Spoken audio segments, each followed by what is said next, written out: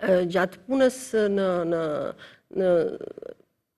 në spitalin psikiatrik të Burgut, mund ta merrni me mend është një nga kontekstet më të vështira, sepse aty janë të mbivendosura vështirësitë për sa i përket edhe psikopatologjive, po edhe fakti që janë të mbyllura. Të privuar. Të privuara nga çdo kontakt. Dhe shto këtu që janë edhe të braktisura në shumicën e rasteve janë të braktisura nga Flisnim për të burgu i grave? Edhe të burgu i grave, ajo është një eksperiencë tjetër, por e kam fjalën te spitali i Burgut. I Burgut, po. Tek departamenti i psikiatrisë. Dhe aty megjithëse është një ambient shumë i vështirë sepse ato vuajnë në shumë forma. Në formatin e grupit, gjërat vinin kaq spontane, kaq të kthjellta që ti aty për jashtë s'u e kishe menduar kurrë.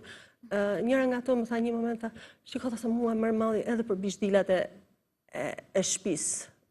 Për ato pluhurat. Për kranët i themi ne, për copat e drunjve të jashtë shtëpisë. Dhe vinte me kaq poezi, me kaq mall, me kaq ndjenjë, me kaq se ti thua, wow, mjafton kaq pak që ti të nxjerrësh kthjellësinë në këta persona që vuajnë gjatë gjithë kohës dhe janë të shkëputura nga realiteti.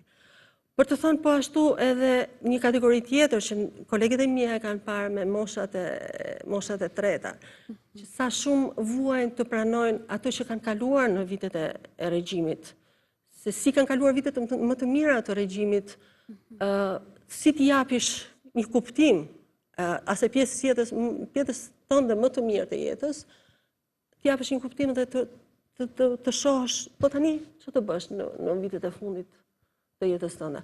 Apo adoleshentët